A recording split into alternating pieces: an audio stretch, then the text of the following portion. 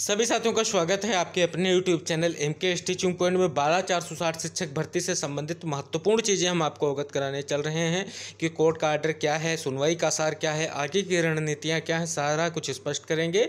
और KVS PRT को लेकर के लेटेस्ट अपडेट क्या है उस पर बात करेंगे। और ब्रिज कोर्स का बड़ा प्रभाव देखते हुए एक KVS की तरफ से जो है ऑफिशियल नोटिस जारी की गई है, उसके बारे में भी बात करेंगे। वीडियो को अंत तक जरूर देखें और जो अगर आप चैनल पर पहली बार आ रहे हैं तो कृपया चैनल से जुड़ें और दूसरों को भी जुड़ने के लिए प्रेरित करें। चलिए सबसे पहले बात करेंगे 12,460 शिक्षक भर्ती के परिपेक्ष में। ये साथियों वो ऑर्डर है जो आप सभी को पता है कि जो लगातार आपकी मैराथन सुनवाई हुई है 18 से 26 तारीख तक, कहीं ना कहीं 26 नहीं 27 तारीख तक, तो कहीं ना कहीं उस के बीच के कई सारे ऑर्डर्स आए हैं। लेकिन जो ये लास्ट ऑर्डर है जिसमें 3 जो है तारीख को अगला मामले सुनवाई को लेकर के लिस्ट किया गया है और कहीं ना कहीं फाइनल ऑर्डर पर आपका मैटर लगा हुआ है। तो ये कब आपका मामला जो है सीधे तौर पर फाइनल हो जाए, ये बहुत ही महत्वपूर्ण है। लेकिन साथियों बात कर लें कि सुनवाई के दौरान क्या कुछ चीज़ें रहीं, उनको हम आपको अवगत करा दें।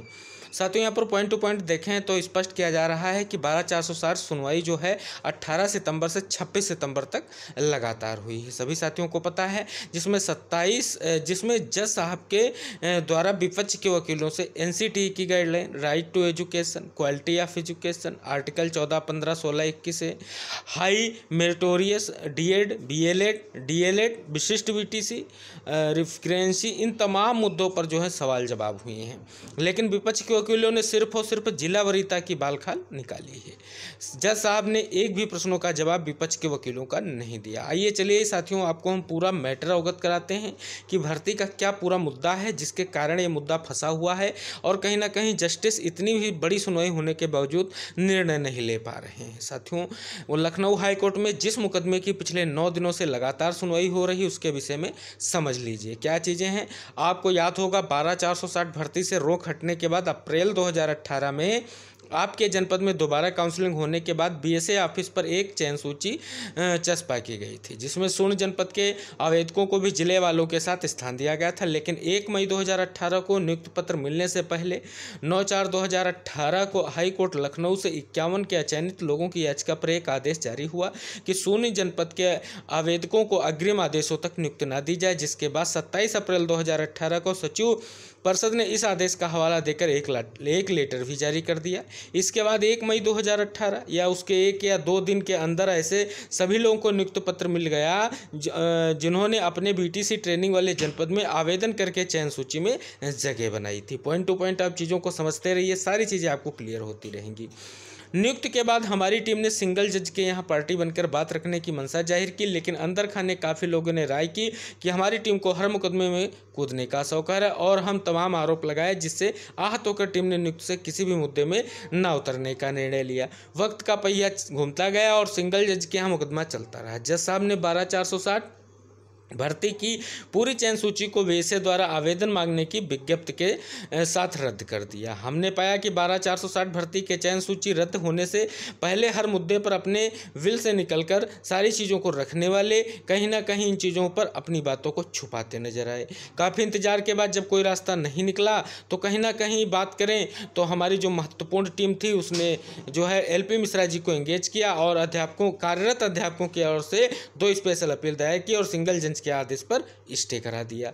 इसके बाद सरकार और शून्य ने भी स्पेशल अपीलें दाखिल की, लेकिन किसी को स्टे नहीं मिल सका।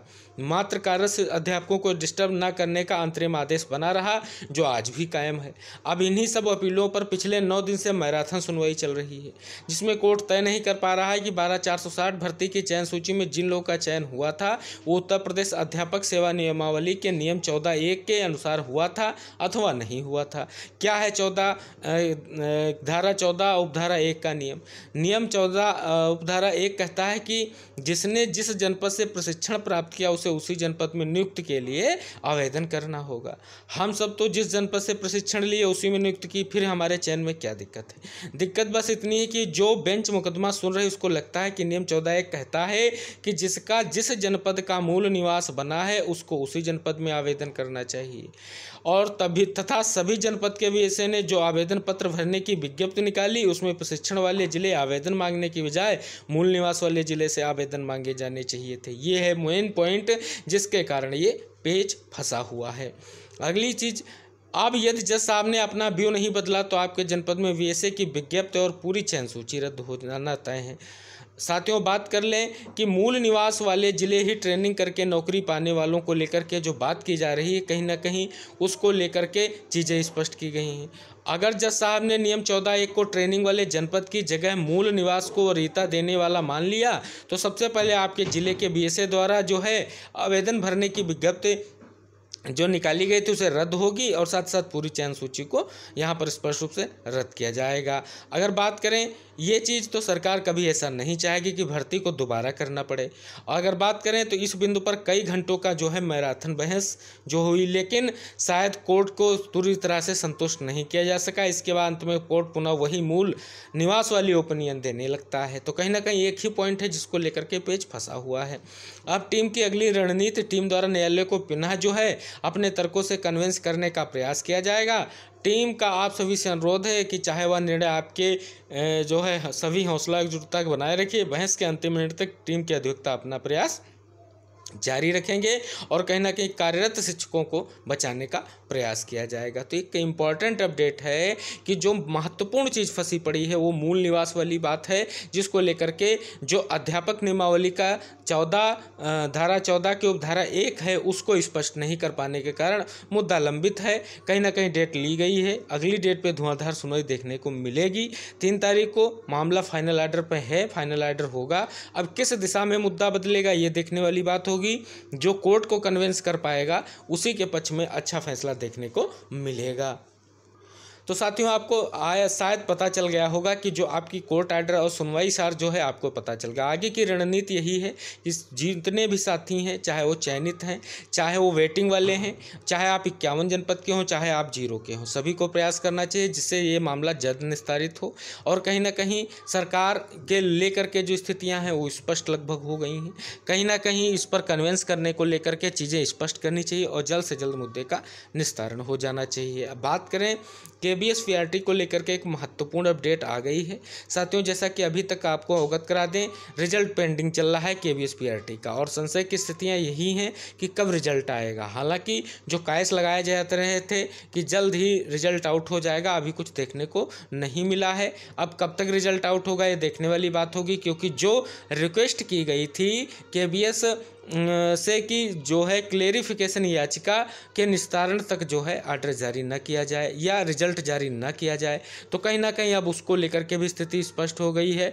और कहीं ना कहीं उसको लेकर के स्थितियां स्पष्ट होते ही अब KVS का रिजल्ट आ जाना चाहिए, क्योंकि जो बहुप्रतीक्षित भर्ती है उसका रिजल्ट अति महत्वपूर्ण है। जैसे कोई अपडेट आएगा हम आपको ज़रूर अवगत कराएंगे। ब्रिज कोर्स का बड़ा प्रभाव देखने को मिला है और ये महत्वपूर्ण प्रभाव इसलिए है कि केंद्रीय विद्यालय संगठन यानी KVS की तरफ से एक ऑफिशियल नोटिस जारी की गई है। इसी के परिप्रेक्ष्य में आइए जानते हैं क्या है नोटिस।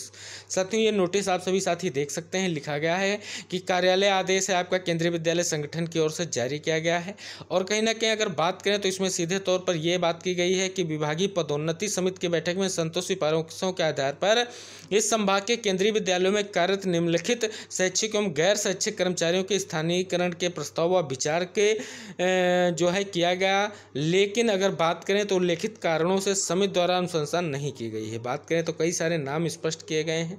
बात है सब PRT यानी प्राथमिक शिक्षक हैं और कहीं ना कहीं जो बात करें नियुक्ति के बाद पदोन्नति का जो मामला फंसा हुआ है, तो सीधे तौर पर अगर टिप्पणी की बात करें not done 6 month bridge course यानी कहीं ना कहीं ब्रिज कोर्स के कारण ये पदोन्नति की प्रक्रिया उलझी हुई है। तो ये सभी साथी देख सकते हैं लगभग 18 जो हैं यहाँ पर लोगों के नाम हैं, प्रकरण हैं जिनका निस्तारण नहीं हो पा रहा है। ऑफिशियल नोटिस स्मार्ट बहुत ही महत्वपूर्ण नोटिस है।